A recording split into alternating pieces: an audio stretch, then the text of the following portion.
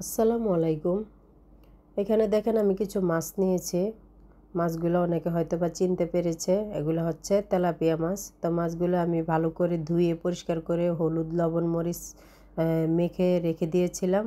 এখন আমি একটা কড়াইয়ের মধ্যে তেল দিয়ে এখন মাছগুলো ভেজে নেব। তাই এক এক করে সবগুলো মাছ আমি কড়াইয়ের মধ্যে দিয়ে দিচ্ছি। তো দেওয়া হয়ে গেছে মাছগুলো। এখন আমি খুব ভালো করে ভেজে নেব। আর এই মাছটা এতই মজার হয় যে অনেকেই খেতে পছন্দ করে, আর আমারও খুব পছন্দ। তাই ভাবলাম যে আপনাদের সাথে একটু শেয়ার করি যে আমি কি দিয়ে রান্না করতেছি মাছটা, সেটাই দেখাবো। তো যখন মাছগুলো ভাজা হয়ে গেছে আমি মাছগুলো তুলে রেখে এখন যে অবশিষ্ট তেল ছিল ওটাতে আমি পেঁয়াজ দিয়ে দিয়েছি। পেঁয়াজটা যখন একটু নরম হয়ে গেছে আমি দিয়ে দিলাম আদা রসুন বাটা। তো আদা রসুন বাটাটা আমি একটু ভেজে নেব, কারণ আদা রসুন বাটার কাঁচা গন্ধটা চলে যাবে। তাই এখন আমি দিয়ে দিলাম হলুদের গুঁড়া, মরিচের গুঁড়া। তো দুইটা একসাথে করে দিয়ে দিয়েছি। দিয়ে আমি একটু নেড়ে চেড়ে নেব। যখন মশলাটা একটু গাঢ় হয়ে যাবে তখন আমি দিয়ে দিলাম পানি। তো পানিটা দেওয়ার কারণে আর হলুদের গুঁড়া, মরিচের গুঁড়াটা পুড়ে যাবে না। তাই পানি দিয়ে পানিটা যখন একটু বলক চলে আসছে আমি এখানে দিয়ে দিলাম টমেটো। তো টমেটো দেওয়ার পর আমি পরিমাণ মতো লবণ দিয়ে দিয়েছি। তো আমি আজকে এটা টমেটো দিয়েই রান্না করতেছি, টমেটো দিয়ে আমার মাছটা ভুনা হবে। তেলাপিয়া মাছ টমেটো দিয়ে ভুনা করব আমি। তো আমার কাছে খুবই ভালো লাগে এই টমেটো দিয়ে রান্না করলে।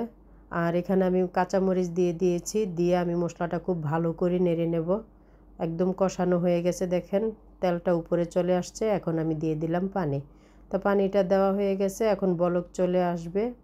তা আমি বলকের জন্য অপেক্ষা করব কিছুক্ষণ ঢাকনা দিয়ে। দেখেন বলক চলে আসছে।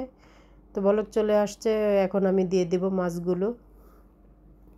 তো মাছগুলো দেওয়া হয়ে গেছে, আমি এখন একটু সেট করে নেব ঝোলের মধ্যে সুন্দর করে। দেখেন সেট করাও হয়ে গেছে।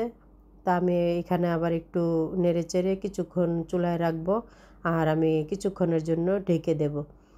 তো মাছগুলো সুন্দর করে দিয়ে তারপর আমি এখন কিছুক্ষণের জন্য ঢেকে দিয়েছিলাম। দিয়ে আবার আমি ঢাকনা তুলে নিয়েছি, নিয়ে আবার একটু নেড়ে চেড়ে নিলাম। এভাবে করে আমার তরকারিটা প্রায় হয়েই গেছে। এই দেখেন ঝোলটা কত গাঢ় হয়ে গেছে। আর একটু ঝোল থাকতে যদি নামাই তাহলে হচ্ছে কি ওই বাকিটা ঝোল মাছেই টেনে নেয়, একটু আরও গাঢ় হয়ে যায়। তাই আমি অনেকটা গাঢ় করে নামাবো না। আর আমার বাচ্চা বা আমার ঘরের লোক সবাই একটু ঝোল খেতেই পছন্দ করে, অত ভুনাটা পছন্দ করে না, মাছটা শুকিয়ে যায় একবারে। তাই আমি একদম পুরোপুরি শুকাবো না, কিছুটা ঝোল ঝোল রাখবো। এটার মধ্যেই বোনা হয়ে যাবে। আর এখানে দিয়ে দিলাম ধনেপাতা। ধনেপাতাটা দেওয়া হয়ে গেছে। এখন আমি এই একটু সময় 2 মিনিটের মতো সময় আমি রাখবো চুলাতে, তারপর আমি নামিয়ে ফেলবো। তো দেখেন কত সুন্দর লাগতেছে আর কত সুন্দর গাঢ় হয়ে গেছে ঝোলটা। খুবই মজার একটা মাছ। আর এভাবে রান্না করলে তো আর কথাই নেই, অনেক মজা লাগে খেতে, খুবই ভালো লাগে। আপনারা এইভাবে টমেটো দিয়ে ভুনা করে খেয়ে দেখবেন, অসাধারণ লাগে।